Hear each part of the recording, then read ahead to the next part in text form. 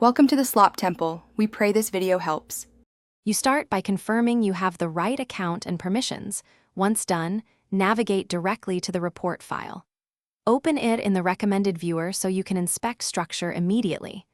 Make sure to note the file name, date range, and format because those determine parsing choices. If the report is compressed, extract into a working folder. You should also check for supplemental files like schemas or README notes. This saves time when you begin detailed validation. You now examine structure and key metrics to confirm the report is trustworthy.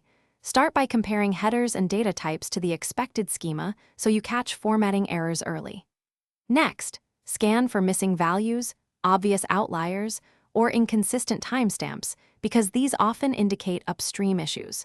Then cross-check summary totals and ratios against sample rows to validate calculations.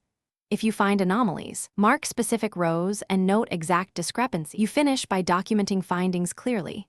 List errors, attach sample rows, and either sign off or request corrections with precise examples. Then rerun report generation if needed and capture logs so you can compare before and after results. Make sure to validate corrected outputs against the same checklist.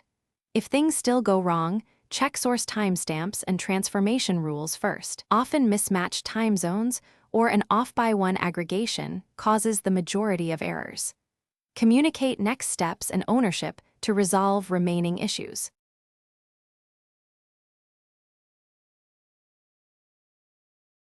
Thanks for watching. Consider subscribing if we helped you.